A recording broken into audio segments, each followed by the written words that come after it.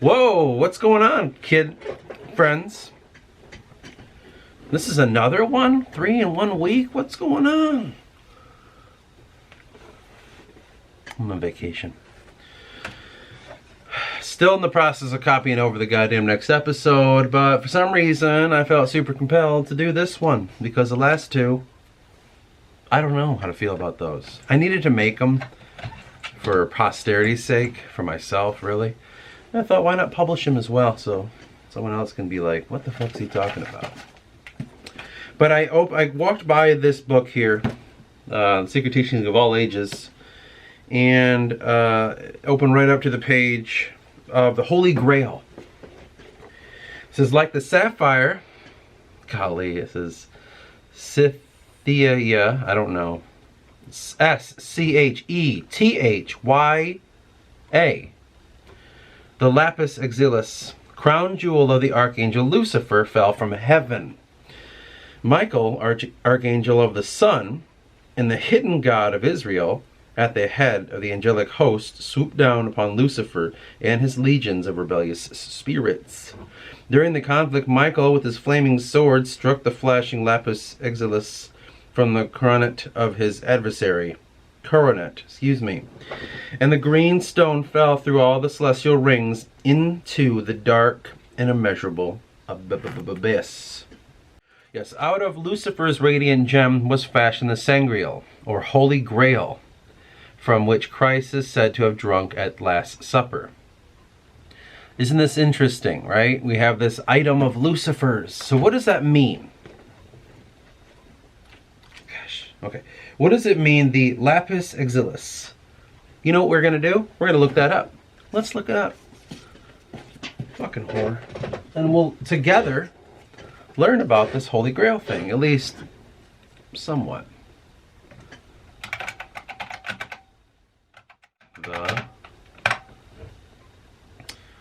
The lapis exilis, the stone that fell from heaven, a mythical stone often associated with the Holy Grail and plays a significant role in Arthurian literature, which is what we were reading, and esoteric traditions. If you believe, it is believed to possess miraculous healing powers, grant eternal youth, and provide deeper truths.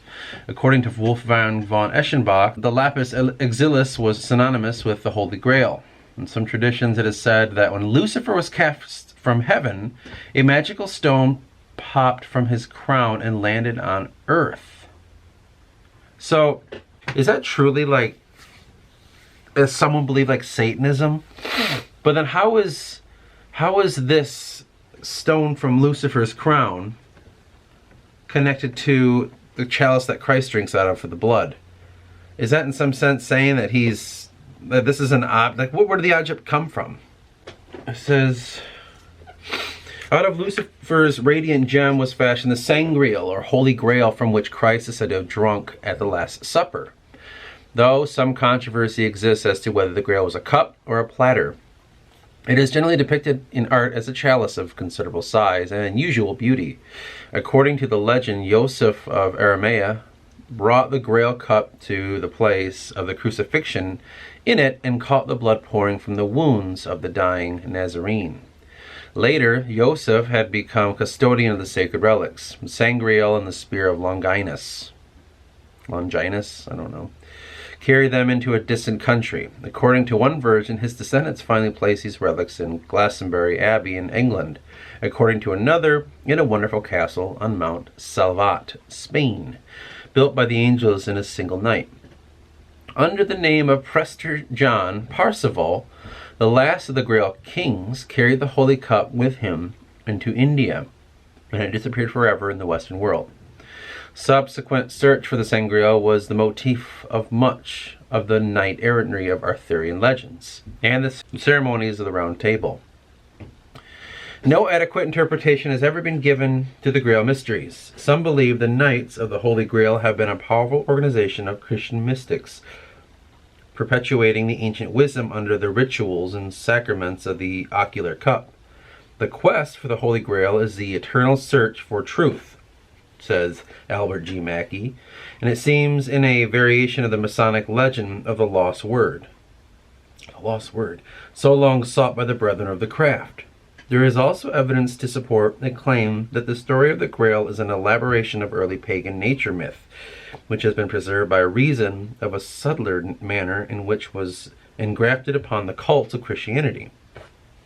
From this particular viewpoint, the Holy Grail is undoubtedly a type of ark or vessel in which the life of the world is preserved and therefore is signified of the body of the Great Mother, nature. This green color relates it to Venus and to the mysteries of generation. Also to the Islamic faith, whose sacred color is green and whose Sabbath is Friday, the day of Venus. The Holy Grail is a symbol both of the lower or irrational world and of the bodily nature of man, because both are receptacles for the living, for the living essences of the superior world.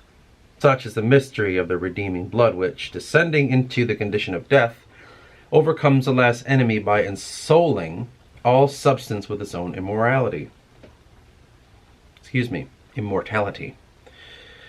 the Christian, whose mystic faith especially emphasizes the love element, the Holy Grail typifies the heart in which continually swirls the living waters of eternal life. Moreover, to the Christian, the search for the Holy Grail is a search for the real self. When found, is consummation of the magnum opus. Okay, I'm going to pause there. This is a lot to do with our hero Herias. Apparently this is why I'm bringing it up. See, even I don't know why these things are happening. So apparently, this Holy Grail, which is somehow this fucking gem that was on the crown of Satan, the one who rebelled against God and went down to earth because of the big battle that he had, fell out of his crown, and I don't know exactly what happened to it, right? But all of a sudden, out of nowhere, Jesus is drinking out of the motherfucker. He's like, yeah, you know, I made it into a cup, and I drink out of it. And if you do, everlasting life. And so it's a symbol for atoning, right? Not just atoning for sins, but coming out of a lesser nature into a higher one. Why is the vessel, which is a symbol of the revolt against God, something that Jesus himself is like, yeah, we're chill with this. We're going to use this as the vessel. I'm not really sure yet, okay? Clearly, I'm not in the know of this. I'm on the search. So I'm not like telling you this shit. I'm just like, I don't know. So in my beliefs, the idea is the Grail, as it was saying there, as I read in Parsifal and as I read in, as I'm now reading in Herias de Troyes, I don't know how to say his name, but his Arthurian legends, these things are in union with what we were talking about with Herias. We're rising to a higher version of ourselves, from our lowly state into our higher state. Once we access that point into our mind, we begin to see a new reality form. Coming to know thyself is coming to know the God within you, coming to know that you are a part of creation and the Creator himself, or herself, or whatever self you want to think of it as. Herias is just a representation of that. That's all I've been trying to say. So, as I think about him more and more, and I think about the Holy Grail, I think about Parsifal, I think about the death of Arthur, the more I'm starting to realize the truth in all this is connected. That we're somehow all on the same path here for this. The only thing I can't quite understand is, because it's difficult, man. It's really difficult to say, like, why are we connected to these things? Why is it the Holy Grail, this object? Now, this thing that is rebirthing life and drinking from it, you're promised in the kingdom of heaven. And so for me, there's a lot of confusion here, because I don't know, as an outsider, just walking up to this idea, someone says, yeah, that vessel, some say, that Christ drank out of, and some guy came and put Christ's blood in it, that was something of Lucifer's. I would be like, that's kind of strange. Did he reshape it? I don't understand. Like, to me that sounds eerily like Lucifer on his crown is an idea of this humanism, kind of Prometheanism, breaking away from the idea of God and his rulership and then the dominion and all this shit. It doesn't sound like Jesus is like, yeah, like we're going to also do it in our new way. It sounds like I'm going to destroy that vessel and reshape it into something that brings you back. Do you know what I'm saying? That's what I feel instinctually. Like it's a reshaping of an idea from Prometheanism back into God and into his dominion. Because it has the promise of life hereafter. And it just, to me, it sounds like, I don't know, man, like something's not right in that. That sounds kind of tricksy, you know, all of it does. And I myself instantly want to kind of steer away from both ends of that. Fuck Lucifer and the Jesus part. Like, I don't want to deal with any of that because I don't know who to trust in all that. One's too good and one's too evil. You know what I'm saying? We go past duality. I'm like, that's just, they're cartoonish. So it's, something ain't right here. It ain't like that. Now that's just my personal hang up, right? That's just me as a human being. That's just who I am. I'm always steering clear of people's games. You know, I don't trust. I'm just like, I don't know what you're up to. I know I'm not up to your shit. So that's just my own personal hang up. I'm not saying that other people should believe that too. But when I keep thinking about this Grail, it is a part of Western idea so deeply rooted. And it's even in facets of our day-to-day lives as in such small ways you can barely detect it, right? The Holy Grail granting you this youth or rebirth or whatever it says. And you look at our modern culture, especially over here in America, you see a lot of people trying to stay young forever. You see a lot of people trying to deny death, pretending it doesn't exist. You look at our medicine, you look at all these aspects of our society, and we're trying to live forever.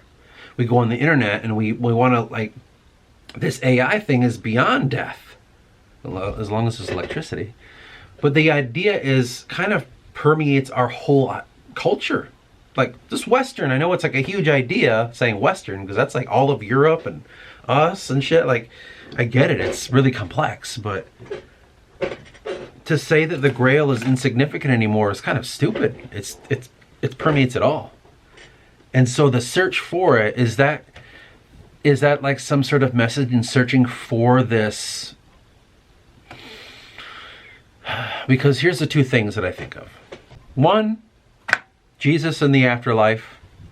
You're going to go to heaven. You'll live forever in a sense, right? As long as you do these things, you'll go to this place. And then you get away, and then Jesus will come back, and then there's a kingdom of heaven forever and ever, right? Okay. That's that part of living forever. But then there's this Lucifer kind of Prometheus, which is a direct rebellion. Okay, so if you connect Lucifer and Prometheus, you'd say, well, they're a direct rebellion to the powers that be, right? Lucifer is rebelling against God because he's upset because of humans and all that shit, and he wants to punish human beings. There's that whole side of it. Connect him to Prometheus, and that's the idea of stealing fire from the gods and giving it to man. And somehow Luciferian Satanism is almost like humanism in a sense. And humans taking control and living forever through our own actions and thoughts and what we can do with medicine and philosophy, and like how can we prolong our own lives. So they're both loosely connected. So in some sense, for me, as just an outsider, man, just an outsider, the Grail is a choice. Seemingly. It's a fucking choice. Which way do you want to goddamn go with it? And in that choice, you are promising yourself, again, seemingly right out the gate, without any research at all, two promises. One of hell, supposed hell, and one of heaven. Which choice are you going to make through this object? Well, it's me. So what am I thinking? Well, what's the third choice? What's the not choice? How about not making a choice at all? What happens then? If I wait long enough, will the game say, oop, he didn't make a choice at all. Here's a new alternative ending. Don't know, not sure, but that's just something that I think of. I don't know if I trust these ideas. They're cut and dry. They're too clean. They're too cartoonish, right? So let's take this conversation and throw it back to Herias, because there's probably some confusion in the last 2 videos about Herias. Herias is going to be an exploration on my half through mythology of the third way, your way. The 3 doors that you come upon in mythology. In certain mythologies, there are ideas of these 3 doors, or they're in sacred images that I've been noticing a lot. Now, I can't give you examples of it, and I don't know if you could just type in the 3 sacred doors. I don't know. But for some reason, I feel compelled that I see these images of these 3 doors. And I'm thinking of a story I wrote with one of my characters who's deep within the mind of God, in this deep, deep, dark place that is now abandoned. He comes upon 3 massive doors. I thought to myself, evil, good, your way. Heaven, Satan, your life. But there's these 2 ideas that some esoterics believe in, and Christians as well. You got the right hand of God sitting at the right hand of Jesus, or you got the left hand. I've seen the left hand kind of used as an example of going your own way. The right hand is following society, following the rules, doing what you're told to do and how you're told to do it. The left hand is saying, I'm going to walk away from that. I'm going to go against the grain. I'm going to just be my own person. And so when I wrote that part there, my character said, when in doubt, go left. And it's always been something that I've cartoonishly said a lot in my life. Whenever I was faced with something, I'm like, oh, well, let's go left. When in doubt, go left. And it was always something that I was keen on. And I always think of going back to this idea of which choice are you going to make? Which society are you going to fall into? And I say, well, I'm going to go left. Fuck this both. I'm going to go my own way. And the path that Herias will have to explore is his own. And he becomes, on accident, the own god of his new ever after beyond what we know here. But we're skipping something. We're skipping one major thing. What the fuck is the Grail to him? What does that represent to him? This vessel, or this platter, or this chalice, or, you know, it says it's described in different ways. Okay, what the fuck is that going to be for Herias? What's the Grail? Well, I wish I could answer that right now, but I don't fucking know.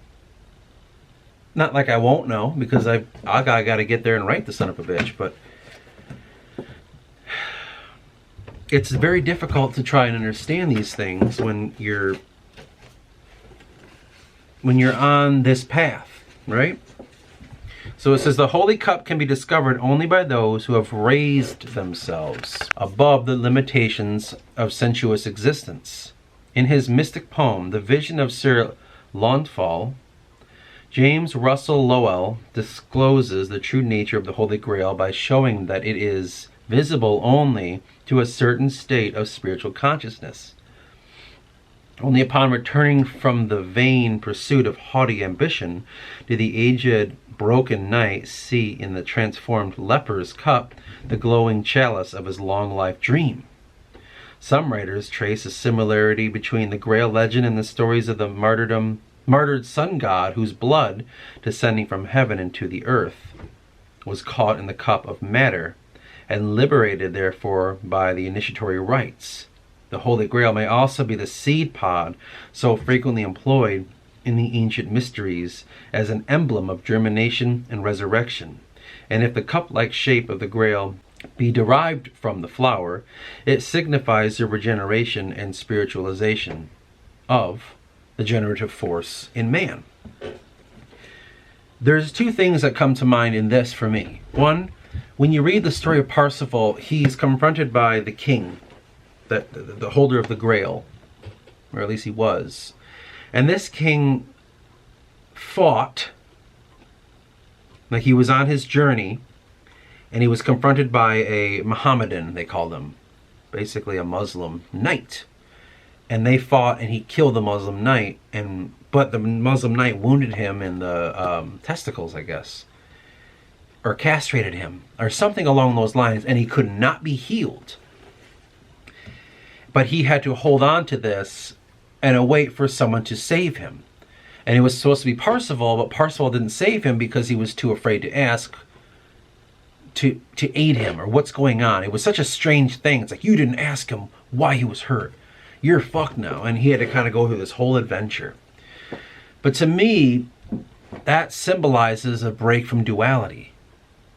You have this knight, this Christian holy knight, fighting this Mohammedan, this Muslim knight. He kills a Mohammedan, but he gets castrated in that.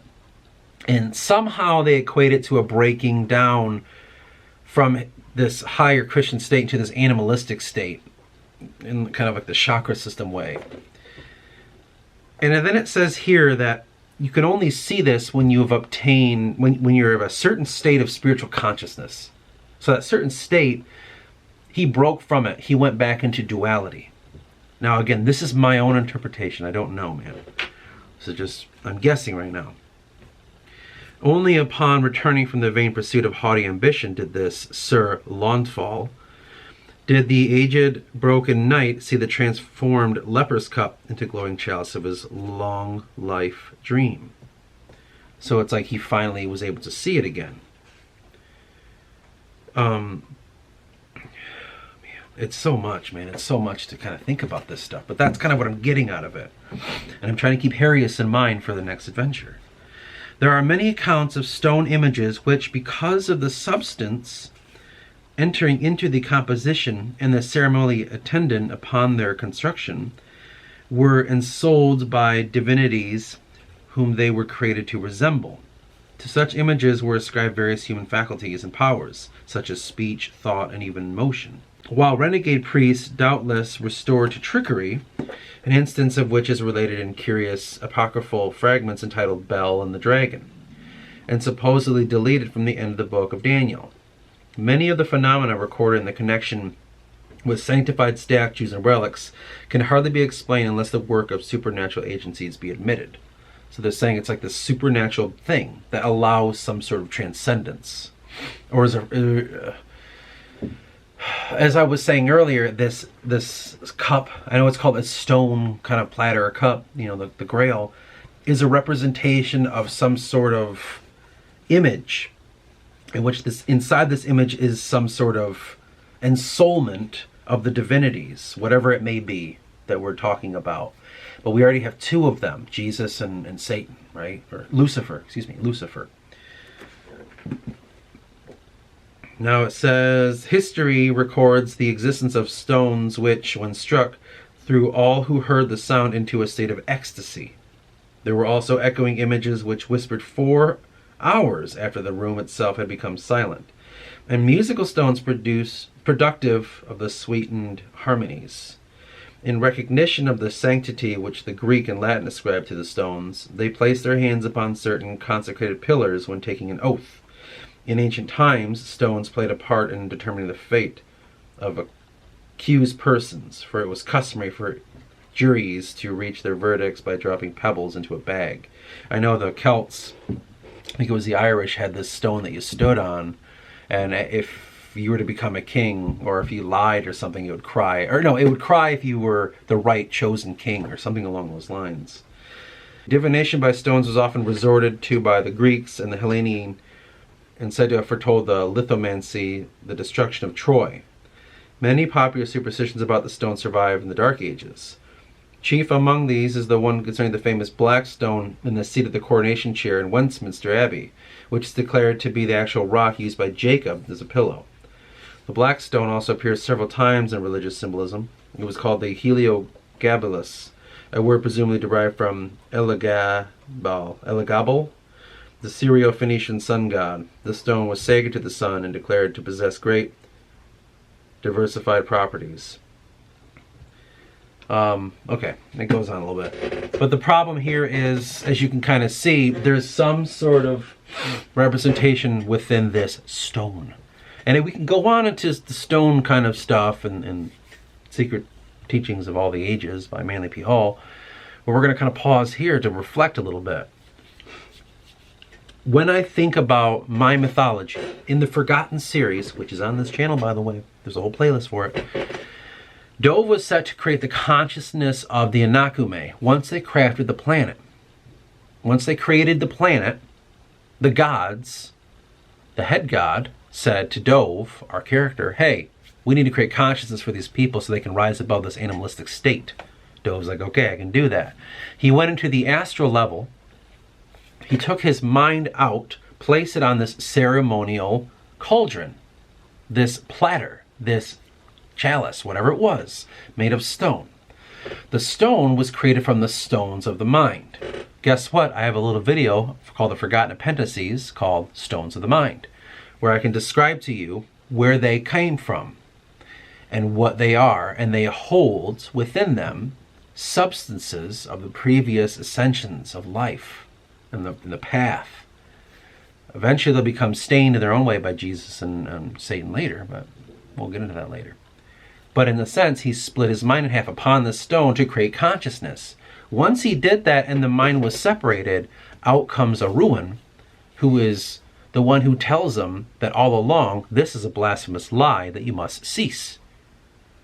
And he becomes aware of the AOC, he becomes aware of all the holy, crazy shit going on, and it becomes Dove's problem to discover who he really is, which the last Forgotten series episode ends on the discovery of Herias. So in my estimation, the stone is what finally led Dove to realize that he's a part of Herias. He doesn't know how yet. Guess how he's gonna know? I'm fucking writing the next episode right now. But the last 2 episodes of this little series called Who is Herias, I begin to explore how that works, of how a man becomes a god in my own way. And I thought this is going to be the last video that I can kind of talk about it, but I really wanted to lay on you what this is all about, in the hopes that people can kind of see where I'm going with this and seeing what I'm trying to do with it. Now, again, I'm going to disclaimer by saying I don't know if this is right or wrong, but this is my own personal mythology, and I'm being drawn to come to these conclusions. And I thought it was crucial to let you know about these conclusions that I've come to. But anyway, that's that. And we shall move on from here, because we have some work to do, don't we? I will continue to keep writing. I will continue to keep reading and trying to unravel this fucking mystery, and in hopes maybe you'll be along for the ride as well. Hopefully this series made some sense to you. It's okay if it doesn't. I'm okay with that. But we'll see what happens from here.